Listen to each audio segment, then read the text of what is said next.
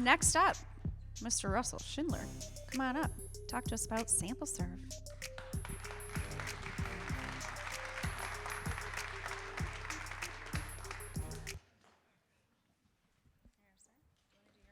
Yeah. I was afraid I was going to get rickrolled. Thank you for not doing that.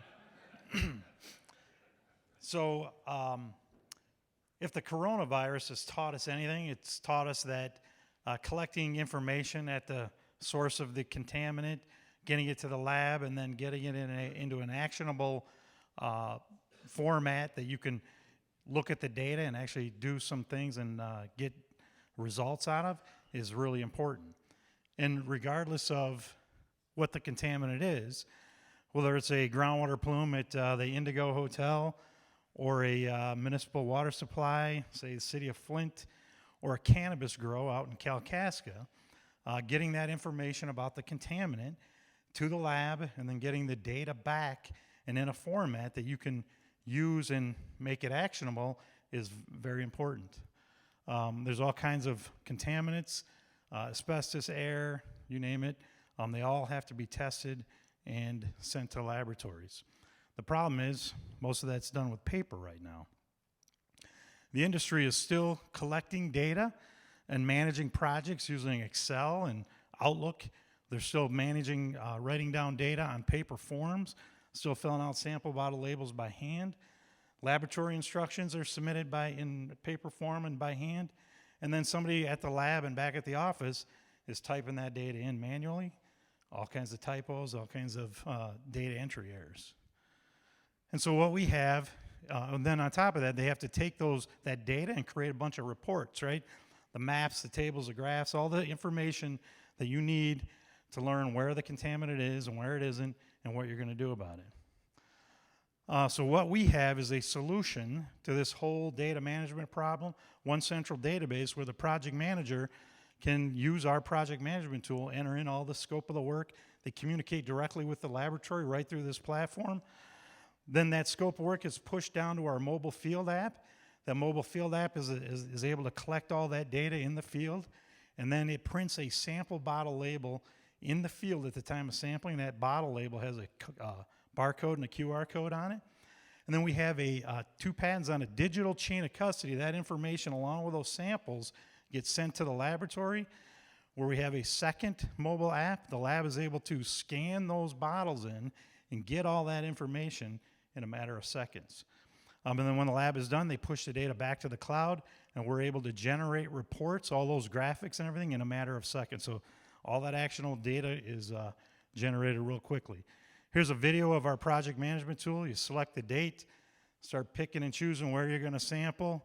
This menu is actually connected straight to the laboratory. They populate that. So when you're going to pick your tests and you need bottles, they know about it right away. The second video is actually our field app in the field. Our patented digital chain of custody has 3-part authentication, right? We know it's you because of your username and password. You actually sign your name on the tablet. Then every sample you collect, you take a selfie. So we know the who, the where, and the when with certainty on every sample collected. Then we print that sample bottle label right in the field at the time of sampling. All that information is embedded into that barcode and that QR code. The QR code goes on the lid. And this is really the most innovative thing about our platform, is that when those samples then arrive at the lab, they use our mobile lab app, and they're able to scan those bottles in quickly. That's 51 samples in about 7 seconds. Unheard of. And then we take all that information, the lab pushes the field data, or the lab data to the cloud, we marry that to the field data, and we're able to generate all kinds of graphics that tell you where the contamination is and isn't. So here's our opportunity here. There's about 18,000 engineering companies in the country right now, generating about 7.5 million reports every year. And at about $270 a report, that's about a $2 billion opportunity. The environmental engineering and environmental sampling industries are growing, $33 billion in 2018, $44 billion by 2025. And then if you look at our projected revenue, we're looking at probably $2 million by the end of this year, $20 million by the end of next year, and going up and beyond. We've got some huge traction. 7-Eleven says they're going to do all their stuff on our platform. You can see these other companies, they're in the stages. BP Amoco's got 240 sites on there. What we're asking for is $1.5 million. We're halfway through that seed round right now. There's about 760,000 left. And then we're anticipating an exit sometime in the next 3 to 6 years via an acquisition by one of these companies. And as a matter of fact, 2 of them have asked me if I'd be interested in selling already. So that's it. Right on time. I was challenged to make sure I got done on 5 minutes because I'm the stickler guy on the time. So I was about, 2 seconds over? So, yeah, questions? Who do you write the check out to? Is that, yeah.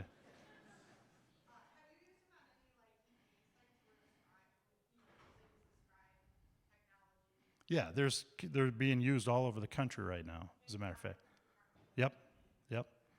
Our software is being used all the time, every day right now. Anyone else? Go ahead, Rod. What do you find is your niche? Is it the large corporation what you're seeing in there? Is it the 1-2 person out there sampling? So the big companies that have lots of sites of contamination, and typically gas stations. So like 7-Eleven is actually the largest gas station owner in the country. They own 12,000 sites.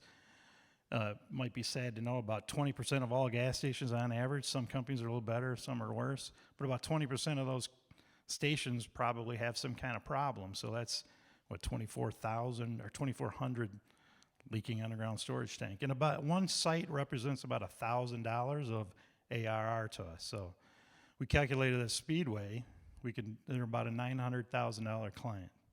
So go ahead back there.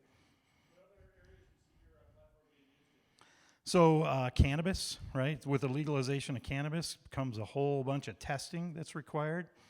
The laws typically require third-party sampling and chain of custody. So, and then health, food safety. We had DuPont the other day asked us if we could do urine. It doesn't matter what goes in the container. We don't care. Go ahead back there.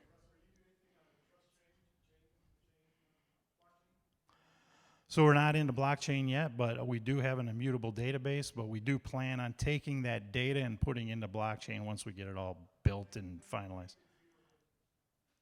Zebra print, you're a zebra guy, are you? Yeah. Anyone else? Oh, go ahead. Food? Not yet, but we have been asked by some local food companies to get into that. Each type of media that you sample actually requires a new kind of form. So we've actually been spending our time on ways to build forms kind of on the fly so that you can add any kind of media, whatever you're testing for, we don't care. We just, it's simple to create a form, to create the database that the form populates to at the same time. That's the difficult part. So actually Justin Blanchard, I don't know if raise your hand, Justin. I know you're here. Right back there. Justin's our CTO, and he's been doing a fantastic job creating this custom form builder that, again, it's easy to create a form, but where to store that data so that it can be called up and it can be used by multiple media, that's actually the hard part. So he's the architect of all that. So, and it seems to be working. Anyone else? Go ahead.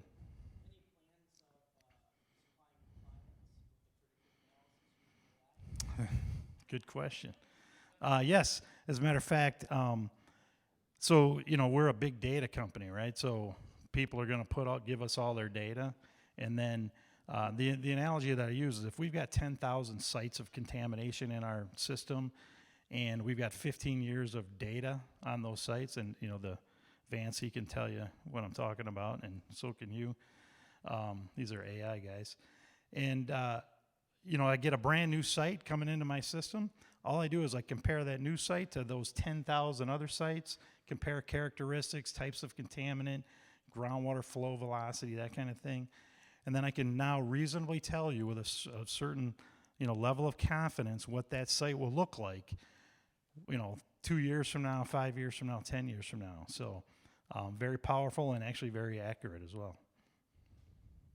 Anyone else? Go ahead. I'm actually a geologist, so I started out sampling, and the story I tell people is I'm generally lazy, so I look for easier ways to do things. So software seemed to be the easy way to do things.